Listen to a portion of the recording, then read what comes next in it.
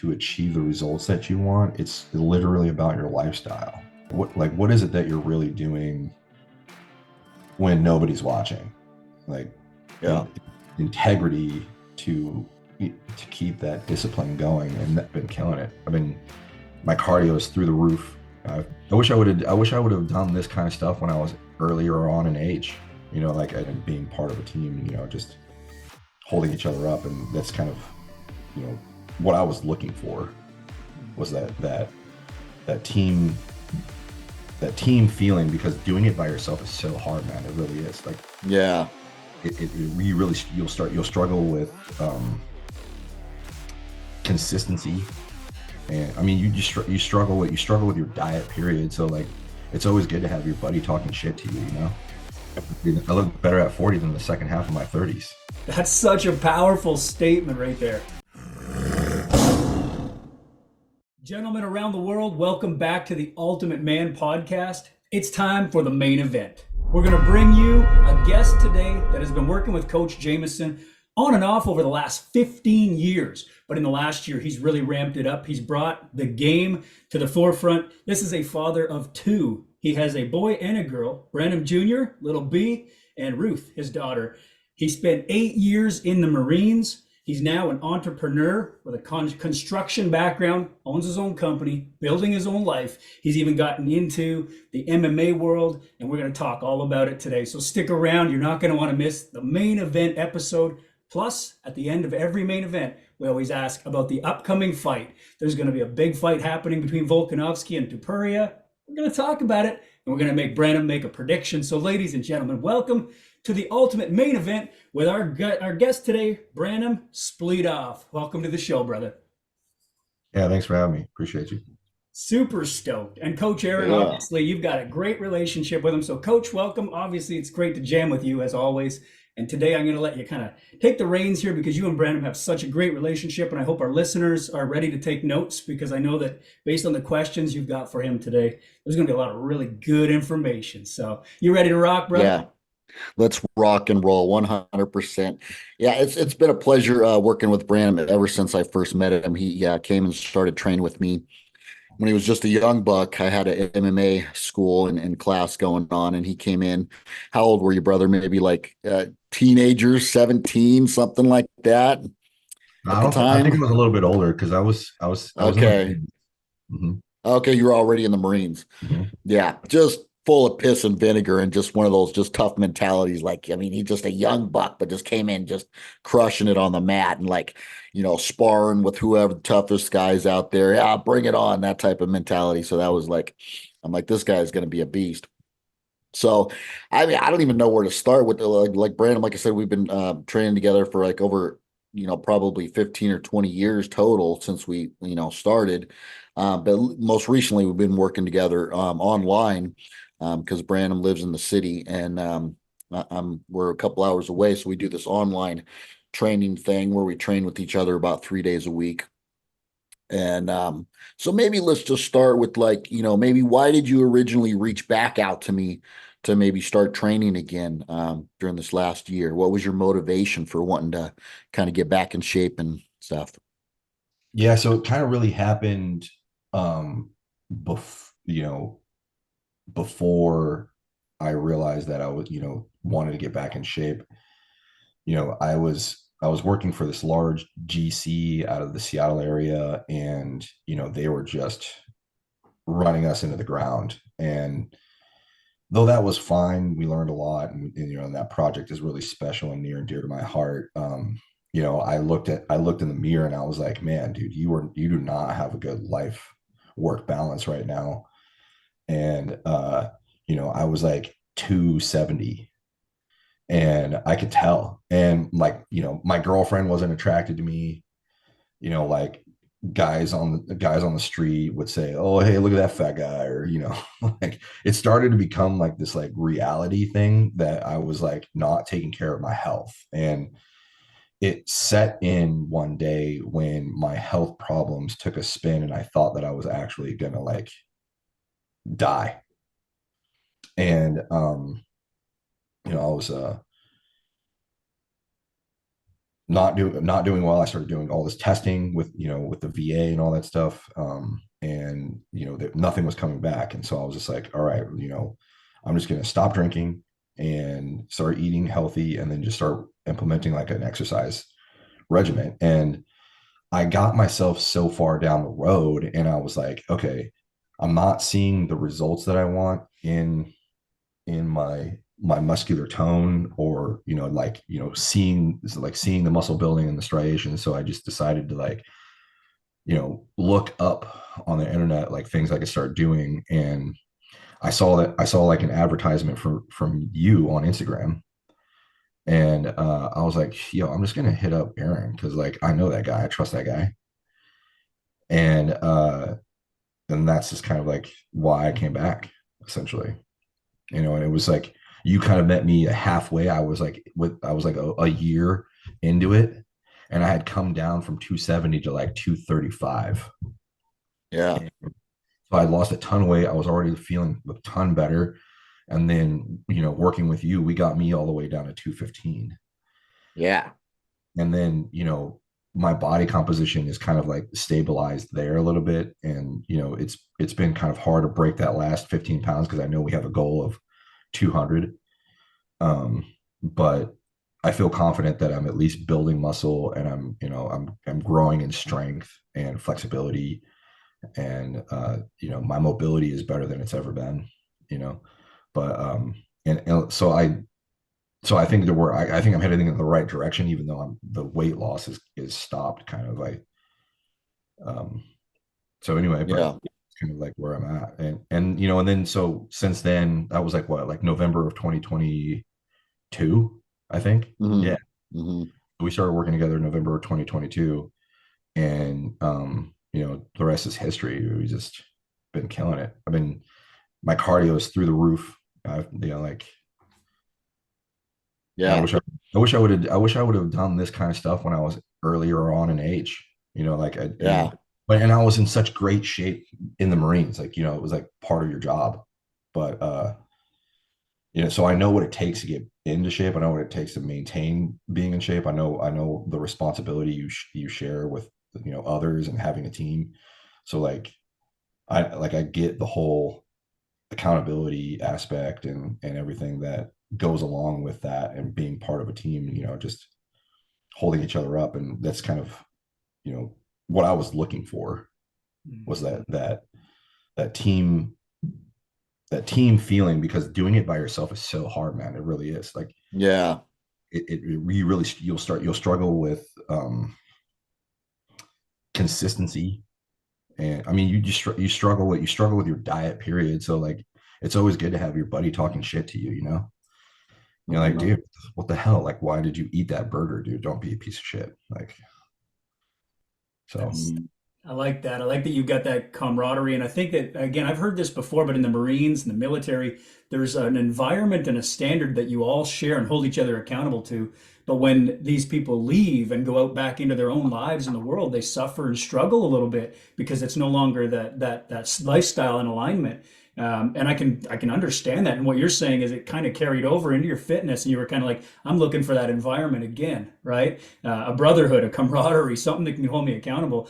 And everybody's different. Like, some guys are like, give it to me straight, right? You're kind of like, hold me accountable, no bullshit. Other guys are kind of like, like, just check on me, make sure I'm doing all right. Like, everyone's got a different approach of accountability, but because of that Marine background, I'm betting the mindset, you want that hard, bulletproof, let's get down to business mindset, which is Coach Aaron 100%. So I can see why you guys would connect for sure.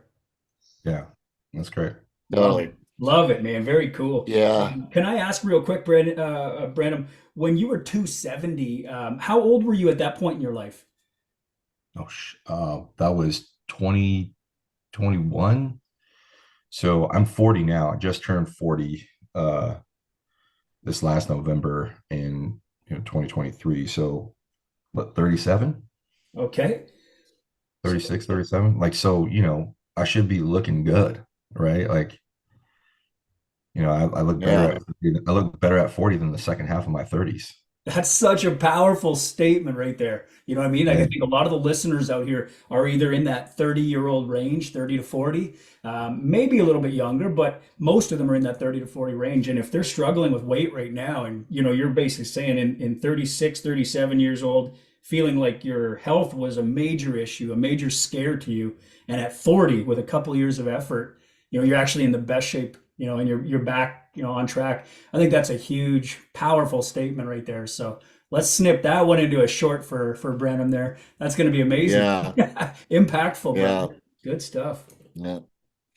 Yeah, I can resonate with, like, hitting that point too in your health where you're just like, oh fuck, I think I'm gonna have like a heart attack, or like I'm on the, like, close to my deathbed right here. I need to make some change. Like, you want to, just maybe elaborate a little bit on kind of what was that feeling for you? Like what was the trigger? Like, was it like a like you felt like chest pains, or like what was it in particular? Yeah, it was heart palpitations. And then it was also, I started monitoring my sleep and started realizing that like I was getting like 3 4 hours of sleep. And my blood oxygen levels at nighttime were dropping into the 90s. And so, and I was noticing, I was testing and I was doing experimentation, because I'm an engineer, right? Scientist essentially. And so I would like drink. I would drink beer, I'd drink booze, and then I'd go to bed, and I would monitor what would happen at nighttime after I would drink. And like, dude, it was the main reason why I was having sleep issues, and blood oxygen levels were dropping so low. It was like it was directly related to like me not taking care of my body before I would go to bed. And Yeah. so, like, it was just so it was clear to me what I needed to do, and like somebody who has a lot of discipline, or understands what it's like to have a lot of discipline or go through something like that. You just cut it out. It doesn't matter. It doesn't matter. Just cut it out. And that's what I did. Um, and and then exercising was very, very difficult because like, I was like, you know, not very, I didn't have very much muscle. I had a lot of fat, so it was like painful. It was painful to get back into shape, and I had to go slow, and it was frustrating to go slow. So, that was like the other thing was like I love to hike. I love to be outdoors, big time. I'm a big time snowshoer. I love snowshoeing. I'll get up, out into the wilderness, and then, I was living in Colorado for a little over a year and a half, and I didn't hit one 14er, not one. And, Oh, bummer, dude, and bummer. I tried to get up. I tried to get up to one, and I got up to like 11,000 feet, and I had to turn back around. My breathing was so bad. And then I realized that something else was going on. And so I went into the doctor, and, they diagnosed me with asthma. So since then, I've been taking my asthma treatments, and they've been great. Like I was never really a believer in asthma. I saw guys in the Marines with asthma, and I'm like, God, stop acting like such a pussy, like suck it up. And then until you realize that you can't breathe, and it's a game changer. So like, when I take my inhaler, it literally, allows me to breathe. So that aspect of where I came from and where I'm going, I figured out all these things that like are helping me along the way. So I stay on the path. Like, another thing that's really tough is injuries. Like right now I'm dealing with a shoulder and tennis elbow, but like, a lot of people think that when you get injured you're supposed to rest. No, absolutely not. Don't rest. Do lighter weight, do less rep, continue to exercise those muscles and strengthen the muscles around them, and do that physical therapy, and then build yourself back up, because we all have these setbacks, but you can't let that setback destroy your progress. And that's what's that's so there's so many. It's so interesting how many things kind of just come into your life, one of them being work, right? That will absolutely destroy your health. It's so interesting. But Yeah, yeah, that's one of the main reasons I wanted to have you on the Ultimate Man podcast. Is you're just the epitome, in my eyes, of someone who's just a super high achiever. You've got, a phenomenal job. You do really well. You've got, a great family life. You've got the kids, but you still show up to work out, with me 3 times a week. And then you do additional strength training on top of that at the gym yourself. So you're a very well-rounded individual in that respect. And then I'd like to see, I mean, like tell me a little bit more about like to elaborate maybe on the high stress job that was just kind of like making you eat too much and getting stressed out and having the heart palpitations and like I don't know, maybe to someone who's listening that's in a kind of a similar situation, like what's the first step to like get out of that bad situation? Like you had to really change careers and stuff to some degree, right? No, I didn't have to change careers because I'm in the same career, right? It's just that I told, there was this guy, his name's Brandon Tinkham, and he was my senior PM at the time, and he was really overweight too. And I just saw my path, like I saw how hard he worked, and I saw how hard I worked, and I saw my future.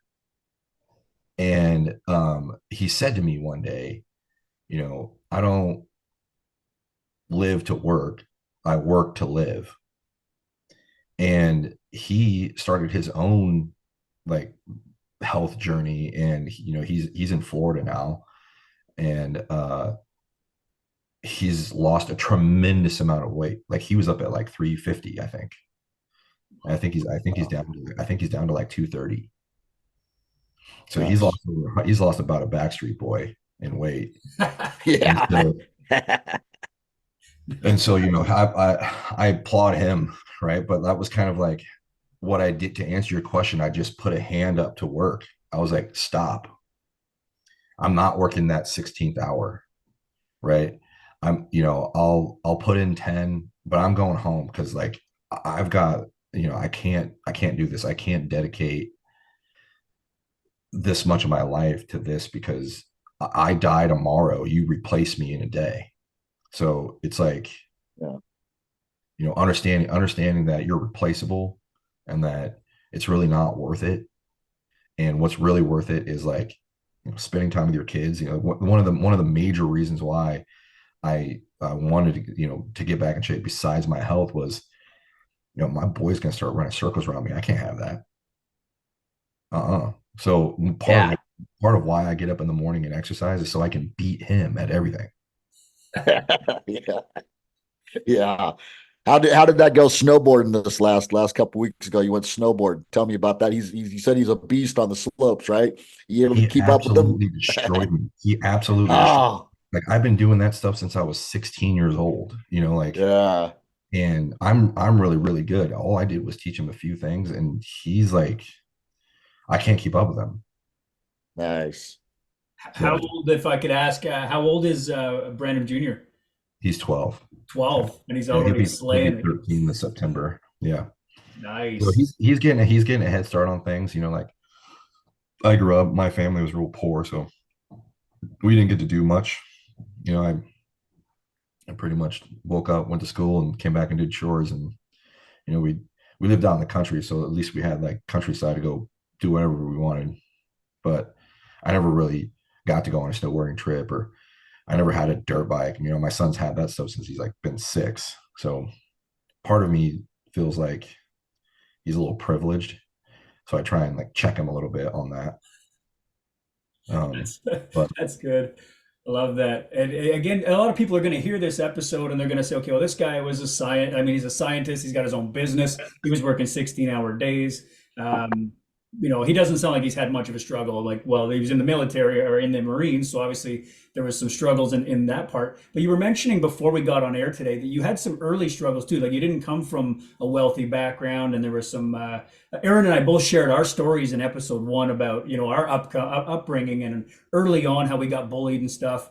And without diving too far back into it, I know you mentioned something about like role modeling and stuff and being a dad. And I know there's a lot of dads listening right now. We always try to give more for our kids than we had, but we also, like you said, you want to check them and make sure they're not falling into that spoiled world. But you were talking a little bit beforehand about not having a father figure or something like that in the beginning. Can you just give me a little bit on that, where it kind of like how your upbringing was and how you're showing your son a better way this time? Yeah, totally.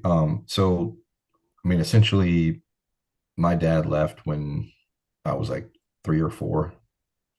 So I knew who he was. And I remember kind of like my parents breaking up, but nothing really more than just like crying and the trauma of the split. But he was never really around us. He kind of got hooked on drugs and stuff from what I'm told from my mom. But now that I'm older, I kind of understand the situation a little bit different. But she kept him away from us. Um, and so that was tough. Like growing up in a single parent household was tough.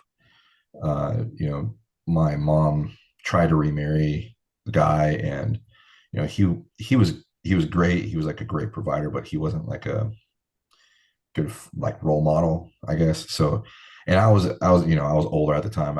There wasn't anything you were going to tell me that I didn't think was that I didn't already get from somebody else. So, as I was growing up, I kind of filled in the gaps.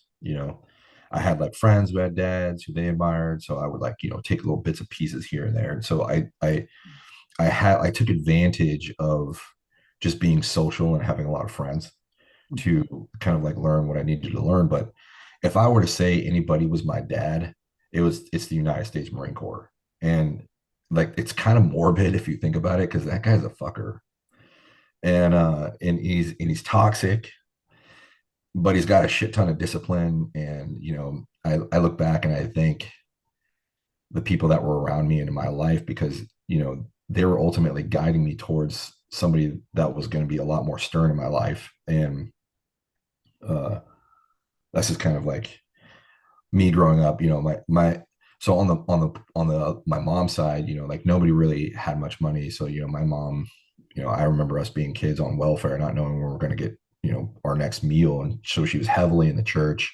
She was really religious and relied on being in that community to make sure that we did well. And so we did do well because of that.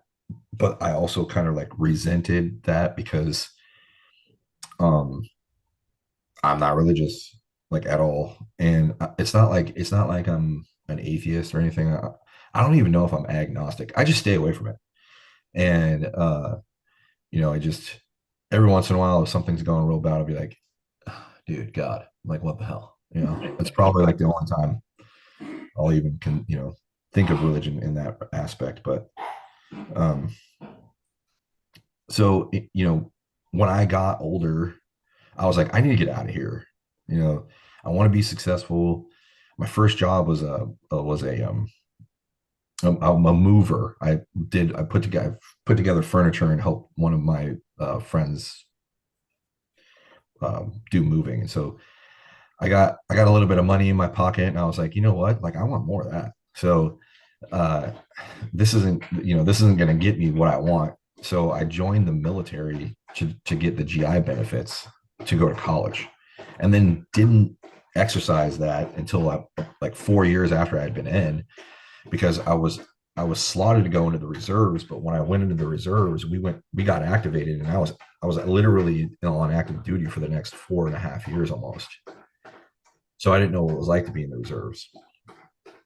And so that was kind of What is that clicking? That's the puppy wagging her tail or something? Probably. Yeah, I hear the slap, slap, slap. her drinking. What is that? That's her drink. Sorry, that's her Oh, drinking. Yeah. how good. I was just wondering. I thought you had some carpentry going on in the back there. Oh Somebody yeah, Yeah. sorry. out in the hallway somewhere. It was very distracting. That's why I had to pause. But Yeah, that's all right.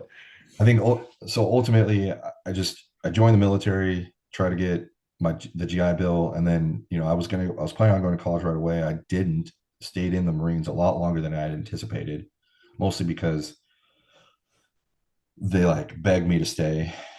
Um, and then when I got out in 2010, I went straight into college because in the interim we did do some reserve time where I became like a laborer slash carpenter at one of my buddies' companies. Who he was in the Marines with me, so that's how I got the job.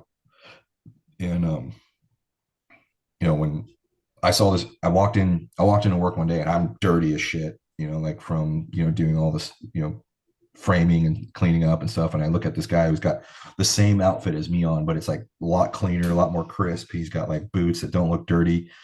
And I'm like, who's that guy? And my buddy's like, oh, that's the structural engineer. Hey guys.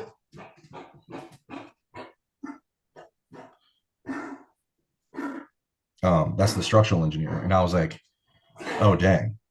Okay, I want to be that guy. And so I knew, like, I looked up what I needed to do that. And so I just basically, when I got home from my last tour, I I got out, exercised the GI Bill, started going to college, and then started doing that. And the rest is history. Mm-hmm. Getting us up to Nice. par where you're at right now, which is awesome. So again, for the guys listening right now, the what I was trying to get to there was for Branum to kind of give us a little bit of background, so we knew a little bit more about him, because you're going to hear a lot about where he's at now. But it's always important for me, I think, to connect with whoever we're talking to, so we understand a little bit more of where he came from, because I think that that's the most powerful part. It's kind of what builds us in the beginning, and then we frame everything off of that, like our foundation. And coaching is one of those things that we always find, like I know Aaron and I did in the beginning, that became our father figure, our MMA or our sport that we found, or working out.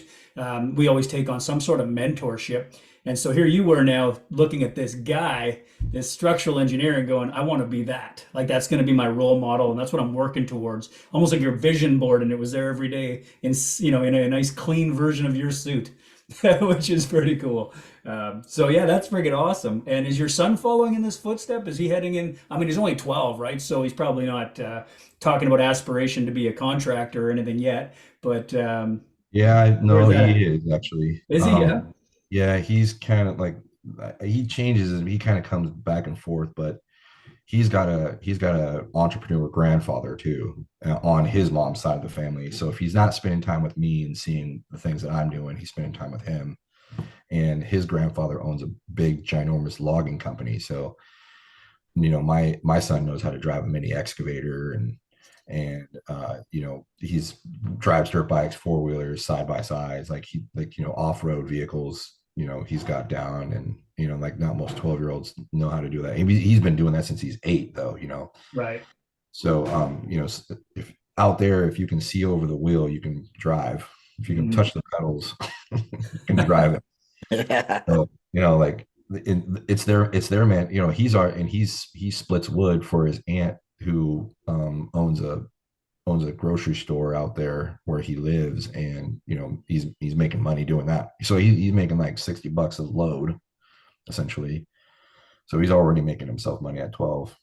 Very entrepreneurial minded then. Nice. And he's got the mindset Yeah. to work hard, because his dad's a hell of a role model, it sounds like, as well. So that's a Yeah, good place to be. He's in a good spot. I like that. yeah, he's great. Yeah.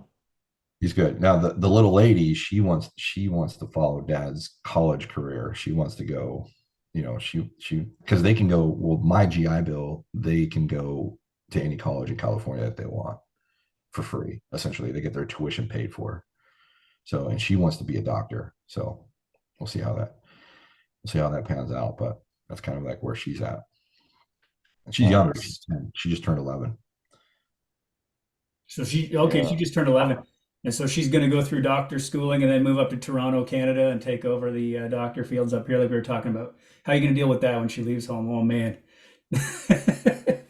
I actually, I know a lot of guys, they fear, you know, their daughters leaving the nest and stuff like that. But I don't necessarily, uh, I don't really like align with that, because for me, it's like, I just show her like how a guy should treat her.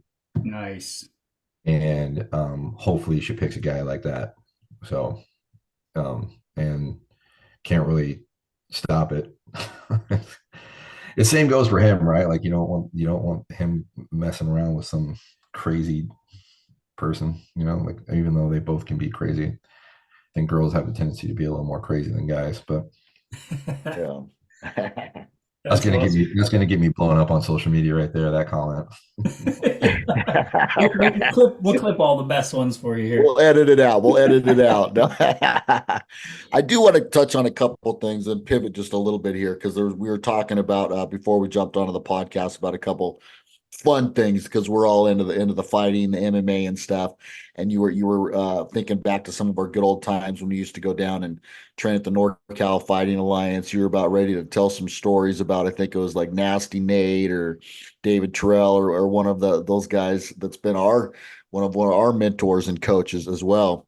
Yeah. Do you know what direction you were going with that? Was there a particular story that you wanted to talk So, about?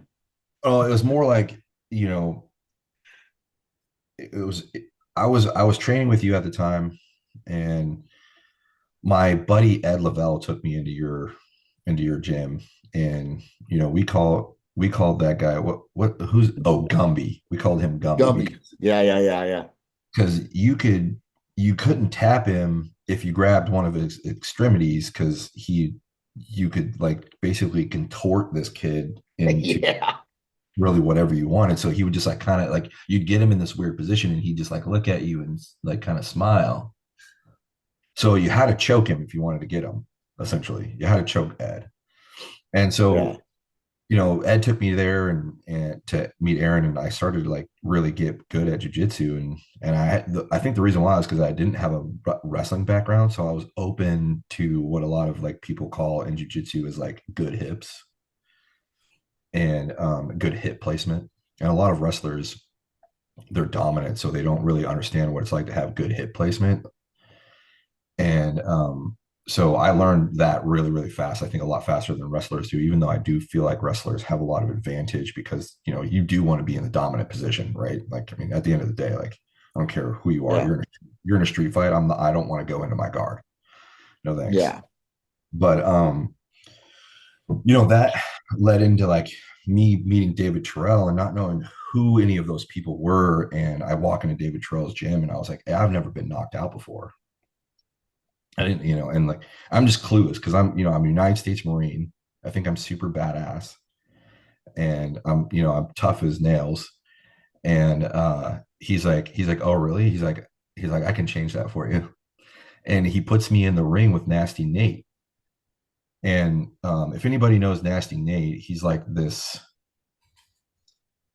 I'm trying to think of a way to describe him. He's like a bear with like pit bull mentality, and it so I didn't know this at the time. And Dave's like, yeah, we're gonna go 75%. Well, I didn't go 75%. I freaking walked right up to Nate and I just nailed him like hard. I hit him in the face, and then I hit him right in his like gut and ribs. And I hit him hard. Like I hit him really hard because you could tell he like buckled, and he was like, but right after he did that, he just went and he just like did like face, and he just started coming at me. And he was like, you want to hit me in the body? And then he just hit me in the body, and then he put me up against the cage, and he just hit me right in the face. And like I saw light, and I came back, and Dave's like, okay, that's enough, that's enough, that's enough. And so that was my first experience of Dave remembers that to this day. He was like, I remember when you came in, you just got in the cage with Nate, and it was crazy. And then I left, did a bunch of other stuff, being in the Marines and stuff like that, and came back to Dave's gym back in like 2010 when I got out of the Marines. And he remembered me but didn't think that I was going to stick around. And I worked hard, and I worked like, so I went there for like the next basically like 5-6 years. I was there until I moved to Seattle. And so I created like a really good relationship with NorCal Fighting Alliance and a lot of the guys there. And so I saw big names come through there. I saw Nate Diaz, Nick Diaz come in. I've met Caesar Gracie, and like all these like big names from Dave's gym. And I was like honored to like meet these like staples in that community. And like to see the respect that those guys get when they come around, it's interesting. And they, it's tough to get in with those guys because like they have a real tight knit group. A lot of them like critique the Rat Pack for being kind of like rough and tough, but they're really compassionate dudes. You get to like you meet them and you got like you meet them and you like see like how genuine they really are. And they're just kind of like that outward, like fuck off, like because you're not my crew. So, if you're not with me, you're against me, because it's kind of how they are a little bit. And you know, ultimately what they want to see you do is just come in and train. They just want, they just that's all they want. If you're not going to come in and train, go away. Yeah, yeah, pretty Um, much.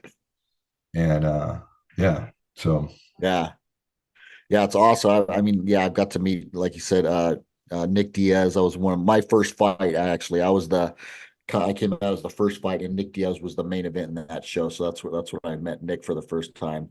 And Jake Shields, I met and trained with him a little bit there at the NorCal Fighting Alliance, and just some really, like you said, big names. Tyson Griffin was one of my old training partners that would just used to kick my butt.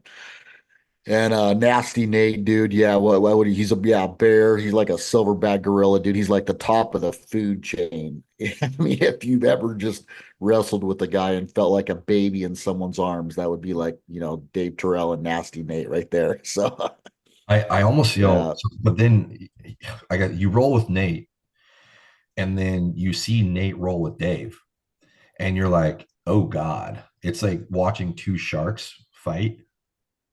And yeah. but like at the end, Dave just manhandles him. It's so crazy to watch David Terrell. Like that guy is Yeah. whole he I don't know, he like hides his ability. It's so weird. And just when you think that like you're getting better, he makes you realize that you moved this far in the wrong direction. It's a reality. Such a big reality. And I remember when I was getting really really good, I actually almost caught Nasty Nate in the schoolyard hold. He was kind of on all fours, and I like got up really quick and just dropped right onto the side of him, and I look over and I see Dave, and Dave's like, yeah, yeah. And I was like, and then all of a sudden I got scared that like Yeah. that Dave knew I had it in deep. And I was like, oh my God, Nate's gonna kill me. And so like I kind of let up off my grip, and what happened? Bam, he knew it, took advantage of it, and I got pinned and tapped out. But that was the closest I ever Yeah. come to Nate. That's awesome. Yeah. I wanted to Lawrence, I don't want to take up the whole asking Love all it. the Love it. questions here. Yeah, but if you got anything, jump on in. I just do want to hit another highlight that I wanted to mention here. Branum was with his boy snowboarding not too long ago, and he's got a great story. I wondered if you could just kind of recap that kind of gives a synopsis of like you got into a little bit of a street altercation. So I'll let him go into the details. But do you want to recap that a little bit, kind of what happened, how you dealt with the situation, and kind of the mindset, maybe the confidence level that you have now that you're training again in good shape and you're able to handle yourself in those type of situations? Yeah, yeah. So it was really interesting. We were headed back from Tahoe, and this guy had I was trying to signal into the left turning lane, and um I had my blinker on for a while, and so I got over, and he didn't like it, I guess. So he started tailgating me. And then when I got into the next lane to make my turn, he gets over too, and it made me lose my turn because I didn't want to slam on my brakes. So I didn't because I didn't want him to hit me. So I traveled down the center lane a little bit further, and I'm like, okay, I need to take a left here. So I stop, and then he gets so mad, he comes out from behind me and then puts his vehicle in front of me to where I can't turn. And so, and he's like out the window, like yelling at me. And I'm like, and I rolled out, I go right, like, into traffic because I see a parking lot off to my left. And I roll down the window and I'm like, dude, can't you see that I have my kid here with me? Like, like chill out. And he's like, doesn't chill out. And in fact, that like makes him more enraged for some reason. I don't know. And so I go into the parking lot, and he follows me in there, and he comes up right behind me. So like as to like not let me out or anything like that. And I thought he was going to drive off or whatever. And so I get out of my car, and like he gets out of his car, and he's like this like 6'4", like 250-pound dude.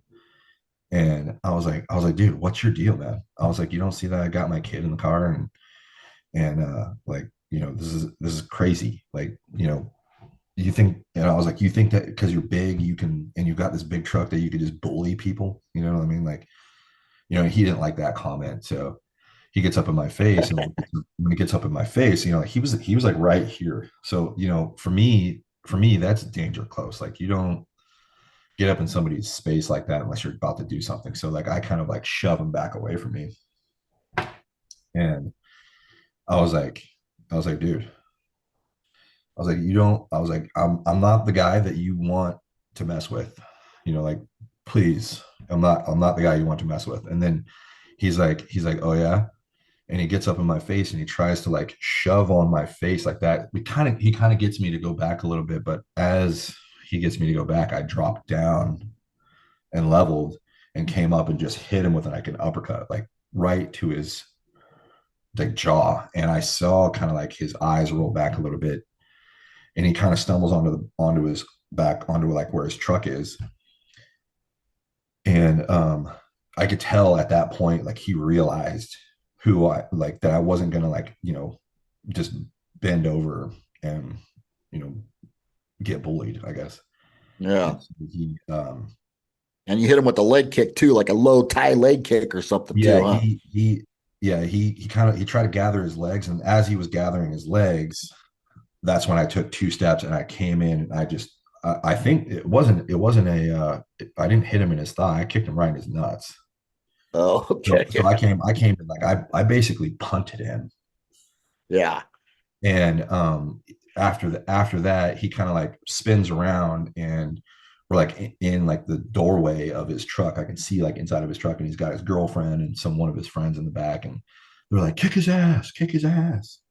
And he's like, at this point, this guy knew that after I had punched him in the chin, after he tried to intimidate me and kick him in the balls, and that I wasn't afraid, that he needed to like get to the next level of intimidation. And that's when he's like, get me my pistol.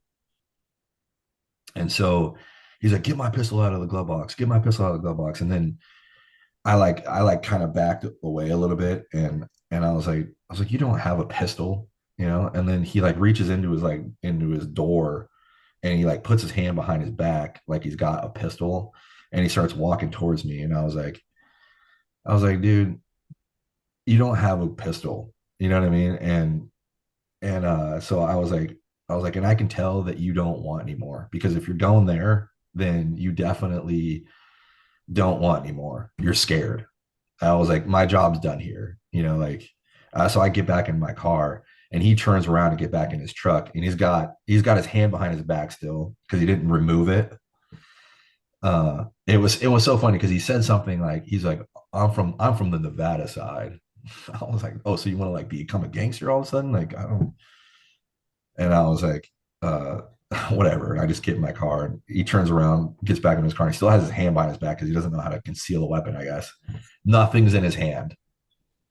And I opened the door, and I was like, see, you didn't have a pistol.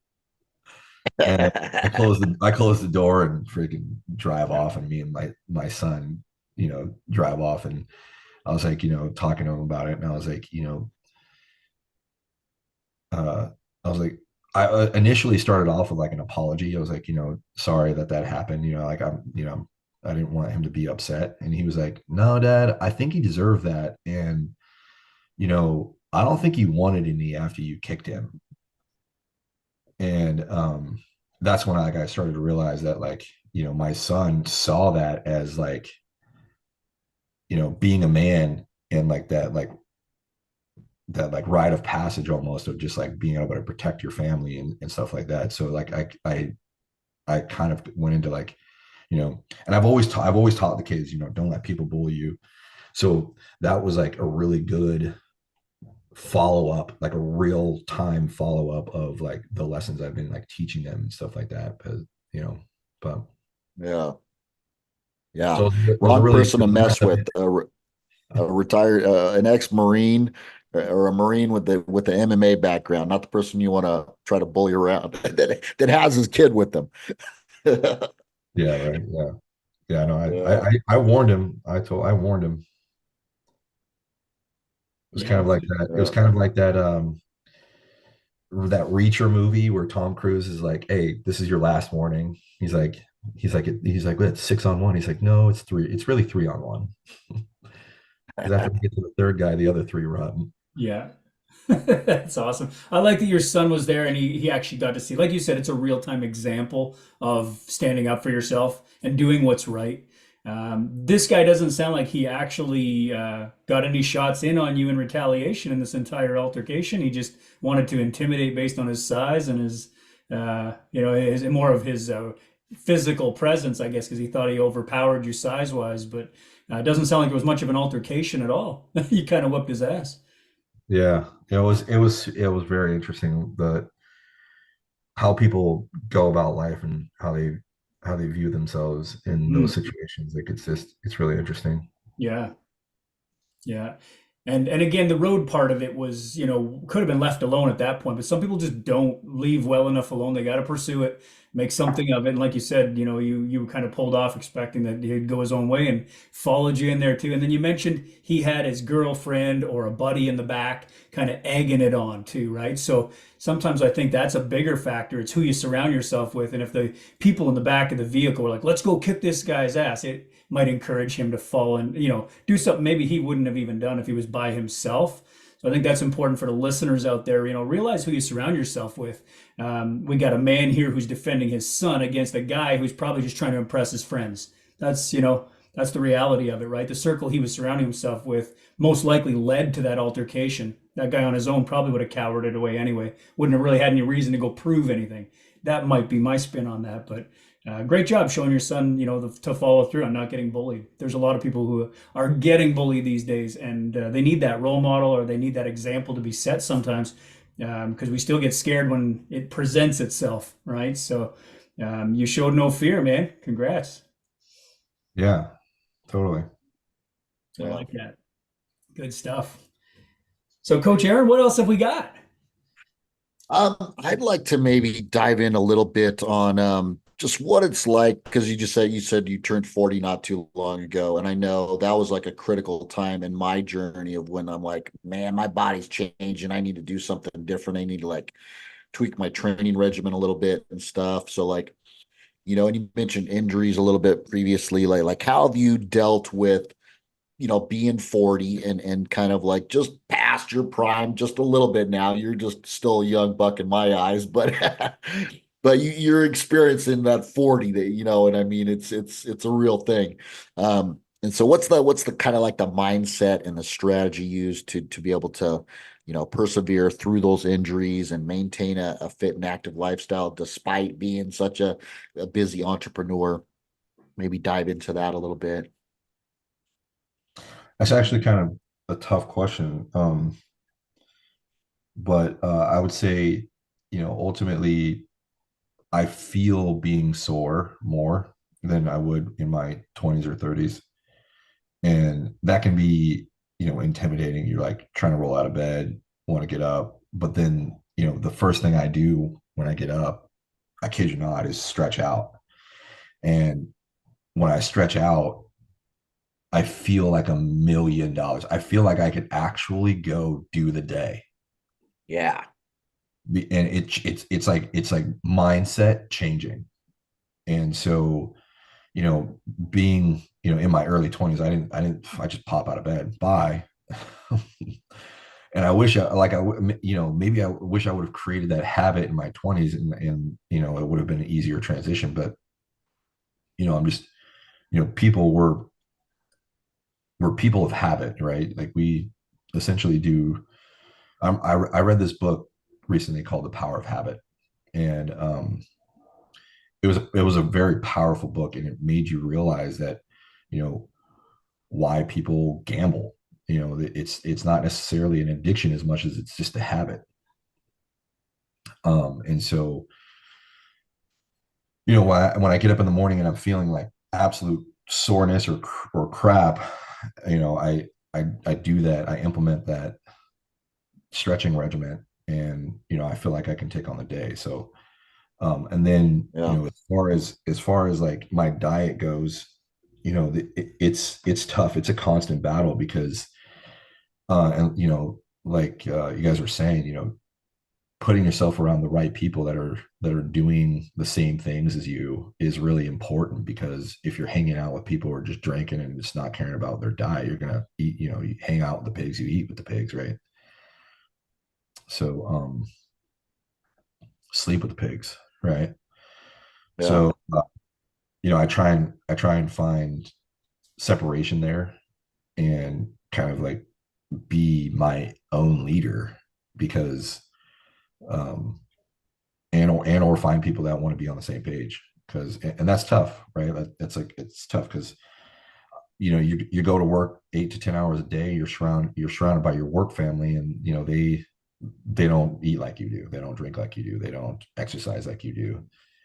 um a lot of them have that career mentality, and they're not stuck in that work life balance that people who are trying to be healthy are trying to obtain. So um I would say the transition from being young versus old is this component of, like, my recovery time isn't as fast.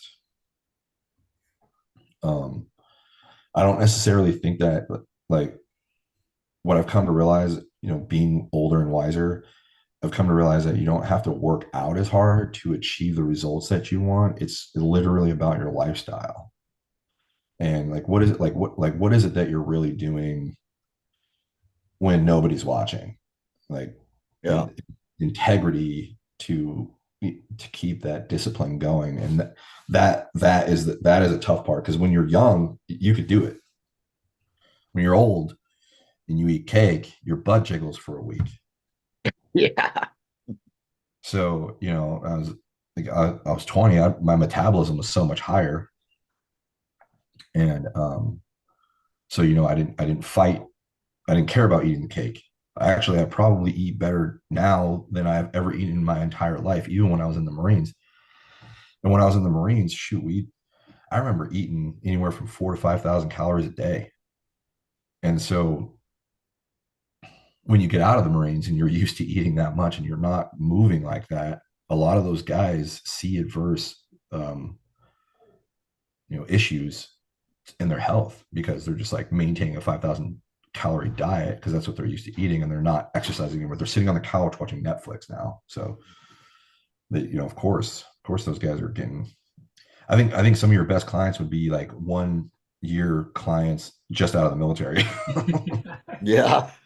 So true, though. New target market right there, huh?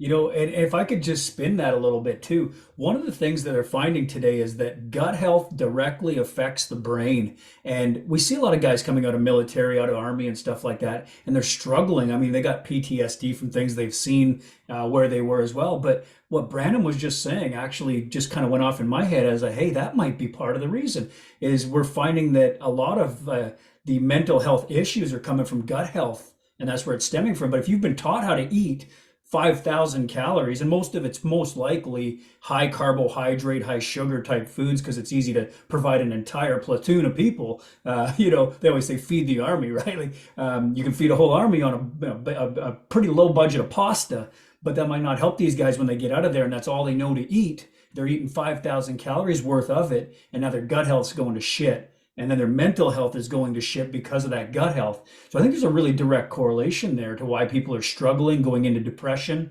They're having these issues. And it's not just the PTSD from things that they may have seen, because some of these guys probably, and again, I could be totally off here, but some of them might not even be in areas where you see anything. Like they're serving, but they might not come back with any PTSD, yet they still suffer with these long-term effects of what Branum just talked about, the poor diet and the 5,000 calories that they don't now do anything more than watch, military movies on Netflix versus, partake in anything active. So I just wanted to spin that because I think that you said something really important there. And it's more than just the mental health from, some of the things people feel like has, I guess the things they've seen and heard, it's more of, what you're actually internally creating too with diet. So that's a really good point there. But yeah, I'll let you guys back in on that. I thought that was an important part to make note of. Yeah, yeah, great. I mean, serotonin is made in the stomach, for the most part. So that's a great analogy. I always like to bring it back to that mental health, and it's so crucial. It's that processed diet and all the excess of alcohol and all the shit that we're putting into our bodies is just decreasing that beneficial bacteria in the gut, and it's going to lead to some mental health challenges as well as to weight gain and all sorts of shit. So thanks for pivoting on that a little bit, brother. Yeah. Yeah. And then going back to the stretching, like you said, Branum, I think that's been a huge part of our program that we do. We do kind of a combination of between like functional fight fitness type training. We do this fight fit workout. By the way, we've got a whole course in the Ultimate Man Forum that's it's buffed with Branum, where Branum's doing the fight fit strength and conditioning workout, and you can literally just follow along right with him. So if you need a kick butt workout, follow Buffed with Branum. You can just go to the ultimatemanforum.com to check that out. But mobility and stretching is such a huge part of our training together as well. Because like he said, man, you get done with a good stretching mobility session, you just feel like $1,000,000 and you're like, it switches your headset right away. You're like, oh man, I'm not achy and pain and all that's gone away and I'm ready to freaking crush the day. So yeah, if you don't already have a stretching protocol out there, gentlemen, and you're over 40, over 50, and you want to still feel nifty, you got to start developing some mobility in your life. For sure. Yeah, yeah. It can be debilitating, right? Like you could, I see all these like new. It's a thing. Mobility is a thing now, right? Everybody's like, trying to capitalize on it in their workout platforms and Mhm. social media and stuff like that. But it's real. Like you do single dimension workouts, and you're not used to like lifting that weight across your body or pull, pulling on something when you're not all the way, things are lined up. It can you'll pull something. Mhm. And so it's important to have that strength. It's actually mobility, I believe, is more of a strength training thing than it is a stretching thing. And because it's really like the strength of those muscles that can keep you in balance there, and it's your ability to be flexible to maintain that position. And so I think it's important to like emphasize, if you're going to be doing mobility, it's not just stretching, it's strength training too. Yeah, yeah. Yeah, that's one of the things I always like to say is use your strength to increase the stretch. You're not just our stretching routine is not just a passive stretching. Like you're actually engaging the muscles to pull yourself deeper into these stretch positions. So you're getting all those stabilizing factors out of it as well, balance, stabilization, as well as the mobilization at the same time. So it's a great point. There's a lot of strength and stability involved, not just stretching it out. Yeah. So I know we're probably getting pretty close on time here. I know we wanted to cover some of the fighting stuff. We got a fight coming up, as well as I wanted to ask who your favorite fighters were and why. Some of your favorite MMA fighters. Do you have any ones that stick out as being favorites, and if so, why? Oh, that's a tough one actually, because there's so many good ones. um I know. and I like them for different reasons. uh I'm trying to think like of an old school person that I just really loved watching, and it had to have been Gracie, because that guy didn't throw one damn punch, and he was like, I'm gonna go through MMA and show you guys that you don't have to actually punch anyone to beat them. And so, and like, he just drove that point home to the point where he was undefeated, right? I don't think anybody ever beat him. As far as I know, yeah, Hoist, did he get beat? I don't Yeah, know. but yeah, he got beat, but he came back way later in the game, and I think he lost to Matt Hughes at one point.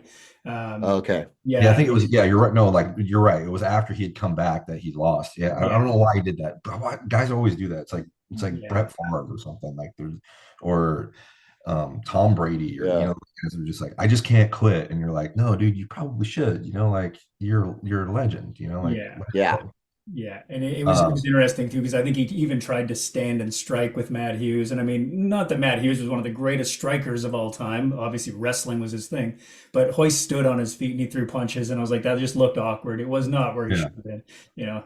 for sure. Yeah, but I think that Uh, was, it was way too late anyway. I don't know why they come back to prove that point. Sometimes it's just unnecessary, and I think it affects their legacy a little bit. You know, they should just leave it where it was. Undefeated would have been a good place for him. yeah, totally. And then, another one that I like is oh, who was that Brazilian guy, the spider? Forget his Anderson name. Silva. Anderson Silva. Yeah, that guy Yeah. was just so squirrely. You never really, and then, elusive Hmm. that, you just would never see it coming. And then all of a sudden you'd be on the mat and be like, oh, what happened? Dude, you got knocked out. Yeah, And yeah. then he did the same thing. He tried to come back too, and he broke his leg. It was, I mean, it was terrible, right? It wasn't. I forget who he was fighting, but uh, you know, I don't know. I don't know. And then one of my other favorites is definitely Nate Diaz. Like and Yeah. the reason why I like that guy, and Joe Rogan talks about that guy a lot, and I share the same sentiment. It's that guy will go run a marathon, and Mm-hmm. then go get into and then smoke a humongous bowl of weed, Mm-hmm. and or he'll go do a triathlon, and he's high the whole time, and you're just like, wait a minute, dude, like how is that even like really a thing? And then you see him in the ring, and he's just like egging you on no matter what. You hit him, and he's like, no. And then a lot of fighters, they see that in itself is intimidating. You hit somebody with all you got, and they just stare at you, and they're like, what? Hit me harder. you know when you got a guy standing across from you like that, it's discouraging. You're like, I don't like, I need to find another way. Like what I'm doing right now isn't going to work. And then you totally get off your game, and so it becomes like, for Nate, it becomes this mental game that like I don't think anybody's ever been achieved it like he has.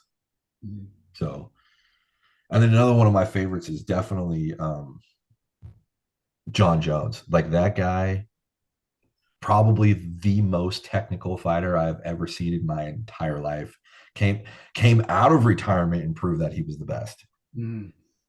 Right. Like, so that was the one situation where I was like, okay, okay, you are the best. Yeah. Not only But came out of retirement too, but changed weight classes, right? yeah, right. Yeah. Came back in at heavyweight. Like Yeah, people were he like, looked heavy too. And yeah, then, but you know what that meant for me? That his punches were harder. That's all that meant. That's all it meant to me. I was like, Jesus Christ, did you see how he unloaded on that guy? Made him look like a rag doll. yeah, yeah. And Cyril Gahn, the guy that he fought when he came back, was like literally one of the most athletic heavyweights we had seen in a long time.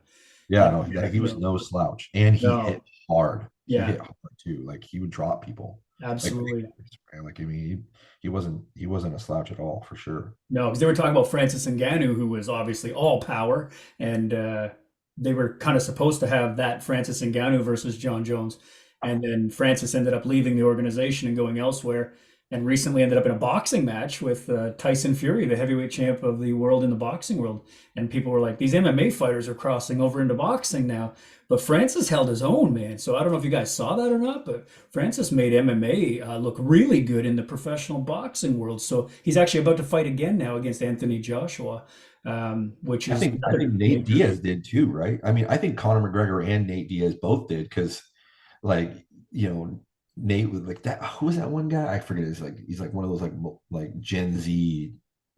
I can't stand him, by the way. In the I like, boxing world? yeah, it's that Jesse kid. Oh, I don't know. the YouTuber guy, yeah. Yeah, his name's Jesse or whatever. Like, he's got a shit ton. This is the guy Nate Diaz fought in the boxing ring. Oh yeah, yeah, yeah. I know exactly what you're talking about. I can't, his name's escaping me as well, but yeah, yeah. The big Hmm. YouTuber guy. Oh, I've seen the uh, Jake Paul stuff. Is that who we're talking Jake about? Paul. Oh, Yeah. Yeah, sorry, Jake Jake Paul. Paul. Yeah, sorry, not Okay. Yeah. Jesse. Jake Paul. Yeah. So that's his name. See, I don't even Okay. see. I'm not into pop culture really. So, I mean, so anyway, Jake Paul, he was talking all that shit, and then after freaking, he was saying his biggest deal though that I agreed with was like, Nate, stop fighting people for free. Like get paid. The Yeah. only thing that I really like about Jake Paul is he's a huge advocate of like fighters getting paid more money because they're just getting their brains knocked out, right? Mhm. And so I do see certain aspects of like his following for the reasons why they follow him and stuff like that. But he was like, what I guess what irks me about him is he's like fighting these like washed up old fighters, and like I don't know, like I kind of want to see him fight Mike Tyson because it'd be nice to see Mike Tyson just come out and just like absolutely just like show Jake Paul what an actual punch feels like. Tyson's fighting again right now. I think they were talking about. I might be just a. There's so much fake media now, but I think they were talking about another match with Roy Jones Jr. at their heavyweight. Then they were talking about a Holyfield rematch as well, Tyson versus Holyfield. Tyson versus Jones Jr. Yeah, they fought already. They deemed it an exhibition Oh, that's right. That's right. in That's the right. Okay, past, and yeah, again, they went the full rounds. They yeah, went. Yeah, yeah. that's right. Okay. And you wonder, are they really trying to finish it off? Or are they just doing it for the sake of the money and the exhibition at this point? Like, I mean, they didn't look, obviously, they're not in their prime anymore, but yeah, they go the distance now. And you're thinking, I don't know, if Tyson really wanted to, I would think he could still get that job done. But then Jones doesn't look anywhere near as fast and evasive as he once was either. He used to, Yeah. that was his golden ticket. Was in fact you could done had a hard time touching him, right? So yeah, but it'd be interesting to see. There's so much celebrity involvement now. You wonder with the money behind it all, is it real? Is it even real anymore? Right? But Jake Paul, as we're talking about that, he ended up fighting Tyson Fury's little brother, Tommy Fury. And Tommy's actually in the professional boxing world. He's just very low, low rank, I guess, early tier, working his way up. And Jake lost to him legitimately. So I was like, okay, well, that wasn't obviously fixed. I mean, that wouldn't benefit his career any to lose. Where you're kind of wondering, has he been paying off all these other celebrities like Tyrone Woodley and Ben Askren and these UFC guys he keeps knocking out cold with one-shot deals? And then he fought Anderson Silva in a boxing match and dropped Right. Anderson and then ended up beating him on points. And you're wondering again, are these guys taking a big payday? They're all retired MMA fighters who probably weren't getting paid big in the first place. And now they're making $1 million or whatever to fight Jake Paul in a boxing match. So I was always questioning the integrity of the fight itself. Are they staged? Are they set up? Are they paid for? And then he lost to the first actual boxer that he fought. So I was like, interesting. Well, the thing that really chaps my hide is that he's pulling him into the boxing ring, right? And then, if you Google the world's hardest sport, guess what pops up? Boxing. Boxing is the number one hardest sport in the world. And I'm like, wait a minute, what? Like we proved with Ultimate Fighting that the superior fighting is jujitsu and ultimately Muay Thai. So those two combined, if you're an expert in both of those, like, dude, nobody's destroying you. And so what I want to see is Jake Paul get in the ring with Nate, the octagon with Nate, and watch Nate just like, break his shoulder. And then and then watch Jake reel from that and never be able to throw a punch like he was able to throw ever again. And just try and understand for the first time in his life that when maybe that's why boxing is so hard, is because it's such in a box. Mhm.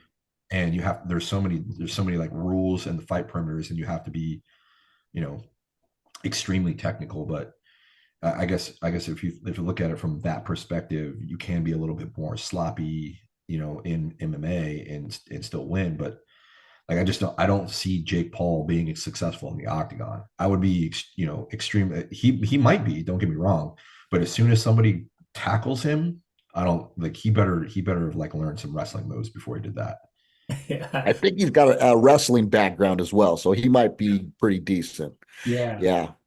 Huh. Okay. I've seen him on some podcasts. He's actually a pretty cool guy from what I've seen. I've seen one with him and Aubrey Marcus. If you've never seen Aubrey Marcus, he's got a good podcast on YouTube too. But Hmm. yeah, he's actually a pretty cool dude from what I've seen. That's cool. I like Branum's Yeah. fighter list, though. I mean, we went through a bunch of MMA legends there. Started with the jiu-jitsu. You can tell that Branum's a jiu-jitsu guy. I did this on the last episode of our podcast when Aaron and I listed our fighters. And I was like, dude, you picked all these aggressive finishers like Aaron, right? And it was so in line with his personality. And my personality was so much more a list of like George St. Pierre's and Anderson Silva type guys. They were more the sweet science, the cerebral, win the fight on points. I was like, that's more my style. I'm a game planner. I'm a less aggressive, pace it out, chess match kind of move guy. And I was like, it matched my personality. And then I tried to listen to your list, Branum, to see if I could predict kind of your personality, and you were all over the place, man. Like jiu-jitsu was Right, your first one, right. but then you appreciated all of it. Like you could see all your different, your role models were all very very good in different ways. Diverse. Yeah, very diverse. Yeah. Like, and again, I don't know if that says anything about your personality. You could tell us better than my estimate, but it does seem like you have an appreciation for all the different styles. You're a real MMA fan that way. Does that sound about accurate? Like, are you kind of, do you see those Well, correlations in yourself? surprisingly enough, even though I've done a ton of jujitsu, I'm a striker. Okay. So I actually like fighting on my, standing up, and Mm, I learned jujitsu and was like open to a whole new world of like hurt. So, um, I grew up really, really young, learning like Kempo karate and boxing. And then I got into kickboxing. And then, I kind of, when I got into the military, they have MICMAP. They have Marine Corps MICMAP. And that is like everything. That's Krav Maga. That's, they teach you a mm, little bit of like Kung Fu. They teach you Muay Thai, they teach you Jiu-Jitsu, they teach you Judo. So yeah. you learn like kicking, punching, weapons manipulation, throwing, and then when you're on the ground, joint manipulation. So, Nice. but then like, I was taught that whole time throughout that time that you don't want to be on the ground. Like if you're on the ground, someone can get you a lot easier. Mhm. So getting on the ground and fighting on the ground was a lot different for me, and I was uncomfortable. But like, and I think that's the reason why I wanted to learn it so bad, was because I was uncomfortable. And so like that, if that kind of gives you a little bit better of a background on like my fight timeline, I'm Right. definitely I'm definitely a lethal striker. Okay.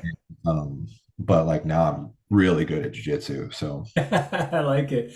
That brings me to be able to see now the Anderson Silva, the Mike Tyson, as you mentioned, like some of those names that you idolize. I was like, he's really going into, went from jiu-jitsu to like striker approach. And I was like, what the hell? Trying to figure this out, but now I get it. Yeah, there we go. yeah. That's awesome. Definitely Yeah. appreciates the strikes, which is cool. So So we Aaron, got are we ready for the prediction UFC. stuff? Yeah, UFC predictions, and I am bad. I didn't do my homework on this. I know, obviously Volk, but I'm not real familiar with the guy he's fighting. So you might have to give me a little recap. What's the deal? Who's his opponent? What's it all about? Okay, cool. So I'll give you the rundown here, just so we have at least some fair playing field. First off, Volkanovski's 35 years old now, and Ilya Tuporia, the guy's fighting, is 27. So there's a bit of an age difference there, not by a lot, but again, sometimes age is one of the factors you place your bet on, right? Volkanovski's got 26 wins and 3 losses, and Tuporia's got 14 wins and has never been beaten. So he's undefeated right now. Volkanovski obviously has, he's only got 2 losses that are recent in UFC, and that's with Islam Makhachev, right? Makhachev. And that's where he kind of stepped up to try to go to the next division. So I still consider Volkanovski undefeated in his own division, really. I mean, in my opinion. But he's beat Max Holloway 3 times, Yair Rodriguez, the Korean Zombie, Ortega, like the list of big names that Volk has proven. He's got wins of 13 KOs, 3 submissions, and 10 decisions. That's Volkanovski. Ilya Tuporia has got 14 wins and hasn't lost. He choked out Bryce Mitchell, and he decisioned Josh Emmett. Now, we saw Josh Emmett knock Bryce Mitchell into another planet their last pay-per-view, right? But he went 5 rounds with Josh Emmett, couldn't get the job done, let's say, in the way of finishing him off. And we know Volkanovski is a whole other level there. So Tuporia's got 4 knockouts, 8 submissions, and 2 decisions. And in his 8 submissions, he's choked most individuals. A couple arm bars, but mostly chokes. So he's coming into the press conferences now saying he's going to choke Volkanovski out. That's his claim. he's won fights. I mean, he's got 4 KOs. So he's fighting and he's finishing fights in the first round on punches sometimes, but most often he's going to the submission world. And so he's shown that he can do both, but he hasn't really fought any big names yet. So it's early in the game to really predict what his long-term career is going to look like. But they're saying at 14-0 and this high submission rate, he's claiming that he's going to choke Volkanovski out. So what do you think? I think gosh, if what's his name that he just fought couldn't choke him out, I have a hard time feeling this guy's going to be able to do it. Makachev, right? Yeah, Makachev. Islam, that's the name I was looking for. Yeah, so yeah, Islam couldn't tap him out. Yeah, Makachev, he ended up knocking Volkanovski out with, I think it was a leg kick to the head in their last fight. He clipped him. And he got the old equilibrium and then kind of finished it off. The first fight they had, because they fought twice now. The first one went to decision with Volkanovski and Makachev. But yeah, and Topuria, like I said, he couldn't. He choked out Bryce Mitchell, but did not finish Josh Emmett, which we just saw. So again, styles make fights, but I think it's interesting. But ultimately, Volkanovski is a beast. He's a favorite. I like the guy. I like his personality. I like his work ethic. Yeah. The fact that he's 35 years old just gives me more of that pride in being an older guy who's still at their best. And, like Branum said today, he's in the best shape of his life. Like Branum feels now at 40 years old better than he did at 36. Right? When he was 270. Coach Aaron, you say the same thing all the time. You're older now, feeling better than ever. With that knowledge and experience and application and consistency, we get to a better place where we're more well-rounded and we don't have that hothead young mentality where, it's all or nothing every day. And I think Volkanovski's got so much experience and wisdom. I give him the edge in this fight. I don't see that choke happening. So I'm going to put my prediction out there first and say Volkanovski gets this done.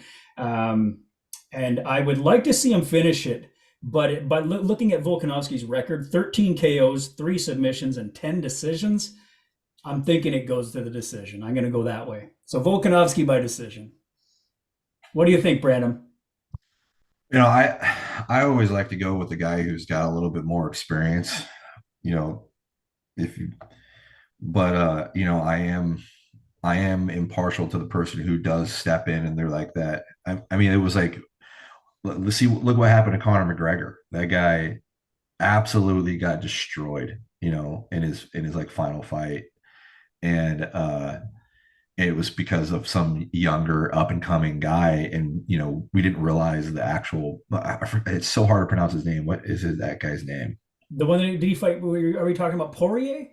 No, not Poirier. It was that Russian guy, the Russian Islamic guy. Oh, Khabib Nurmagomedov. Khabib, yeah.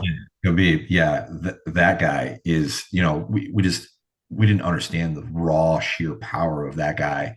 Conor McGregor steps into that, that fight, the experienced fighter. Khabib was just like, bye. He just, so I do hear the young buck coming up 14-0, like thinking that, he might do what he's saying.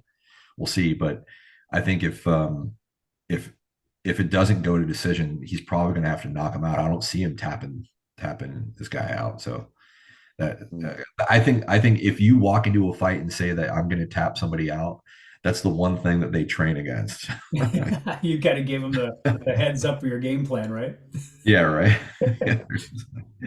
Yeah, then maybe that's a mind game. Maybe you just practice nothing but trying to knock him out so that you're just playing with him. So I don't know. Have you guys heard of Brian Ortega? They call him T-City. Brian Ortega. Oh, yeah. He's the one that had a good tight choke on Volk, but couldn't finish it, right? Holy shit, man. If anyone was going to get a finish on Volkanovski by submission, it was this guy. I mean, they call him T-City, and I realized that in an interview they said they call him that because T stands for triangle. He could slap a triangle choke on from anywhere, whether he was standing or front, back, or whatever. He was literally the master of triangle chokes, so they call him T-City. And I guess when he got it on Volkanovski, everyone could hear the gargling. They thought it was over, and he found his way out of that. And I was like, if he can't be done there against Ortega, I just don't think it's going to happen with Topuria. But like Branum said, I mean, the kid might end up doing what he said he's going to do. That's the beauty of the fight game. Anything can happen. So. Yeah. What do you think, Coach Aaron? Are you going with Volkanovski, our boy, or are you going to jump ship here and pick the young buck? Well, I'm going with Volk just because I'm not familiar with Tapuria, but I'm going to guarantee that's my on my to-do list today. I'm going to check this young buck out and see what he's Yeah. got because I want to really see how the matchup is. But just not knowing much about him, I'm going on with Volk for sure because he's definitely one of my faves too. Nah, badass. I love it. Yeah, I just think, the kid coming in with eight submissions is a lot of confidence. And I think you're putting your confidence in the fact that you've been choking everybody out. But the fact that he couldn't choke Josh Emmett out, and I'm not to discredit Josh Emmett. If you're listening to our podcast, Josh, we love you. But we just want to say that, Josh, and Bryce had their fight recently. And I'm just looking at the past, most recent victories. And I just don't see that if Volkanovski, if Ortega couldn't get the job done, I don't think that it's going to be a chokeout victory here. So I'll be surprised, but I'm looking forward to that one. And I don't have the date written down for that, but we'll be discussing that on the Ultimate Man podcast in an upcoming episode after the pay-per-view takes place. And we'll see if Branum was correct. So Branum, are you officially going with Volkanovski, or are you picking Tuporia? I think I might have missed that. Yeah, I didn't really say. So you're right on. I didn't choose. So I don't know. I don't know who to pick. So I just want to see him slug it out. Like I just like watching a good fight. It's kind of like with certain sports that I don't know anything about. Right, right. Well, you definitely know about the jiu-jitsu world. You're obviously a fan of the striking. If you had to flip a coin, then do you think it's that close, or do you give the edge to one or the other? I'd say if uh, the young buck is going to win, it's going to go to decision. I don't think he's going to. I don't think he's going to choke him out. Oh, wow. Okay. Sorry. Can we say that you picked Tuporia by decision? Is that fair to say? Tuporia by decision. Let's go. Woo! Yeah. Stepping out on a limb. All right. You better cut. I mean, that's really for me, that one's kind of tough too, right? Because to win by decision and you're new, you got to really turn the crowd against the And beat the favorite. champ, right? Volk's carrying the belt. Yeah. You got to beat the champ. You got to beat the champ pretty good to win a decision. Well, yeah, right. Unless you're DDP. DDP didn't win it like that concisely. I was just about to make that argument right there. Yeah. DDP takes that title, and it wasn't as one-sided. So yeah, I guess anyway. So if he thinks he's going to submit him, what he's going to come out and he's going to try and control him. So if he can control him the entire fight, and he's got he's getting him some blows, and he's got him down on the ground, and he's trying to choke him out, but it's not returned, then that would go to decision, right? But and he would win, but it's if he doesn't dominate, for sure, especially if you're the champ, if you're the champ, you're expecting some guy to take you out. You're not like, hey man, this isn't going. If it goes to decision, I'm winning, right? So I just don't think he's going to choke him out. That'll be really tough. So he's going to have to dominate him the whole time. I'm with you on that. Yeah. I don't think the choke happens either, but this is going to be a good one. It's going to be fun to check out. And if Aaron and I are wrong and by picking Volkanovski, we're going to have to come back and give you a lot of credit, Brandon, for stepping out there and taking the underdog. I believe to be the underdog in this one. So that's awesome. But again, we talked about Volkanovski being 35 years old, and then we're calling this 27-year-old the young kid, the young up-and-comer. But 35 is still younger than all three of us. So Volk's got a lot of good years ahead of him. Brandon, you just celebrated your 40th birthday, I believe. You were getting a lot of compliments. Things were good? I was, yeah, I was. In fact, we were all in New Orleans, and 17 of us went down there. And the first night got kind of messed up because my flight got delayed. I didn't get in until like midnight, but everybody was like, okay, everyone's going home and stuff like that. But we had rented this like ginormous villa, and I get to the villa and all the lights are out. And I'm like, shit, everybody's, asleep. And all of a sudden the lights come on, boom. Hey, Branum's here. Oh, nice. Like, we probably went to like maybe 3 a.m. and freaking like that was great. And then everybody's like, oh, the first thing one of my buddies says to me, he comes up to me, he's like, God damn. He's like, dude, how much muscle have you put on? And I was like, I've put on tons of muscle. I'm probably the strongest I've ever been in my life.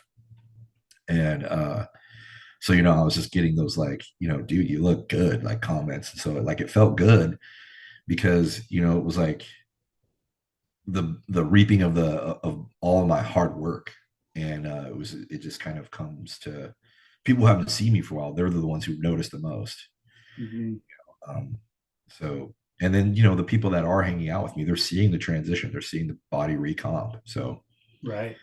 they're noticing that I'm just becoming more muscular and that I'm just concentrating on good health. And, they're proud of me. So, and that's always like good. It's always good validation, right? It's affirmation that you're doing the right thing, or, not just doing the right thing, that it's a reward. Mm-hmm. Like, I walk down the street with the kids and, girls, I've got my dog and ladies are stopping me and they're wanting to say hi. And, of course they want to pet the dog. And, like my daughter's like, oh God, another, another San Francisco girl that wants to hit on my dad. So it's funny. That feels great though, right? You get the heads turning, man. That's Yeah. awesome. Yeah. For all the guys listening out there, Branum's taken a very well-rounded approach to all of this now, using nutrition, using fitness. Are you working out mostly at home, or are you in the gym? I do have a gym membership that I go to probably like twice a week. And then where Aaron and I will meet there. So I recently moved further away from that gym. So I need to figure out something. There's a gym that's like right down the street from me, like a block away. I was thinking about maybe going in there and taking a look at what the memberships look like, but I don't really need the gym, and that's the biggest thing is like, you don't need a gym to get into the fit level that I'm at, like at all. Because I mean, when I don't go to the gym, it's actually easier to roll out of bed and just go straight into like your living room where all of your stuff is set up and just warm up, stretch, get a little bit of a pump in, and call it a day. And um, I used to not be a believer in those rubber bands and the straps and stuff like that. Huge believer in that stuff now. Like you can create a ton of resistance, just depending on like what level of strap you're using for whatever exercise that you're trying to do. And you don't need much more than that. Like you can build muscles by doing jump squats and and push-ups, and you Yeah. create the resistance with the bands, so you're loading the muscles and you're going to failure. uh you don't need to. I mean, like, a lot of my buddies they're all like, one of my good friends, he's like deadlifting like 585 pounds right now, and I'm like, that's an enormous amount of strength, and that's a lot of dedication to get to that level. I just don't think that I need to be there. Like I'm more about like, how do I react to an adverse situation? How do I maintain strength and stuff like that? Part of one of the reasons, along with recognizing that my health was going down and not being able to like compete with my children in sports, was that I ran into a situation where I got assaulted in Seattle, and I couldn't really protect myself. I didn't have, we talk in jiu-jitsu, we talk about gas. And I don't care how badass you are. You can be the most badass dude on the planet. You run out of gas and it is over for you. It is over. So like you'll go with these guys and they're extremely explosive. And one of the things that, David Terrell taught me was like, weather the storm. Mm. Let them wear themselves out, and then watch what happens after they wear themselves out. They are just like, it's like taking candy from a baby. Bush. Yeah. Yeah. So that was like, I experienced that when I got jumped, essentially. I was walking home late night one night and freaking got my ass beat. So that was scary. Not being able to protect myself was scary. Mhm. So that was that was also part of it. That was at this. I mean, I was like 265, 270 then. and what did not have enough strength to fend those guys off. You Yeah. say guys, there was multiple attackers. There was three of them. And normally I wasn't scared from that sense. I was actually scared. Well, I was scared in my inability to fight because it wasn't the first time that I had been in a fight on 3-on-1, and before I was successful. But I think if I would have known that I wasn't able to defend myself, I would have probably ran and like try to get to safety instead of fighting. I would have left. I would have ran. Mm-hmm. But I don't know, maybe it's just not in me to run. Yeah. Yeah. Tonight I'm gonna meet my maker. And Yeah. Well, we heard you say it earlier too. You kind of have that mentality you're not going to get bullied, so you're standing your ground, right? And this last time after working with Coach Aaron, your gas in the tank was there, and you were ready to go the distance, right? yeah, But this time you were doubting that gas tank, and even though you might have had the skills, you were 270 pounds and not ready to maneuver your way through three obstacles and be able to go the distance. So I think that plays on your mental, you're still not going to back down. That's just like you said, you're standing your ground and you're not going to get bullied. So, but this time it was different, obviously, in in your most recent situation with the road rage story, which I thought was awesome. By the way, thanks for sharing that. yeah, absolutely. That was cool. Yeah, great stories, brother. Yeah, it's been freaking awesome having you on here, man. We always ask the last question of all of our guests here. What are the 3 suggestions that you would give to someone who is trying to become their own ultimate man? 3 suggestions to become the ultimate man.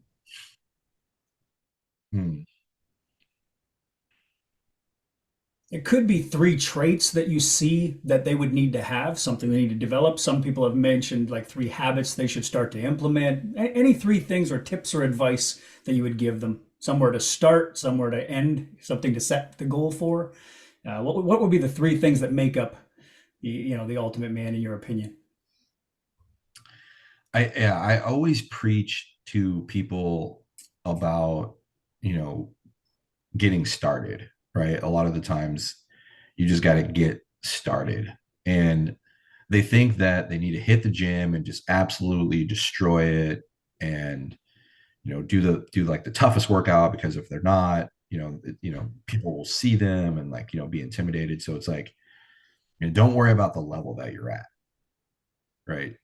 If you get up every morning, and you do like 1% better than you did the day before, that's all that you really need to do. Because so get started really is kind of like you just get up in the morning and do 5 push-ups. Get up in the morning, do 10 sit-ups. It doesn't matter. Do something, and that'll progress. A lot of stuff follows in trace with that. So even if and like a lot of people were like, well, I need to change my diet. Well, like maybe you don't need to change your diet right away, because that's taking on a lot at the same time. So eventually, when you're getting into better shape, your diet's going to come, right? Your diet, because you're going to be like, oh, dude, I can't do that. I got to do this like in a few hours. Like I can't eat that disgusting freaking McDonald's. Like, dude, I'm like, I will. That is not going to go well. My body's not going to like it. So I would say that would be like the number 2 thing. Like, don't be so hard on yourself, right? So get going, do something in the mornings. Don't be so hard on yourself. And then when everything else fails, be consistent, right? Because consistency I'm finding is key. So you'll get up in the morning and you'll be like, oh, I really don't want to do that, dude. And then you do it and you're like, oh wow, I should have, like, that mindset, I need to really get that mindset away from me, because I feel so much better because I did do it. I remember one morning Aaron and I are getting ready to do Fight Fit, and I'm like, I'm stretching. I'm not stretching, I'm just warming up. But and I'm like, I'm getting ready to tell Aaron, let's do mobility today. I don't want to do Fight Fit today. And then he just starts up the Fight Fit video, and we start doing Fight Fit, and I'm like, hell yeah, right?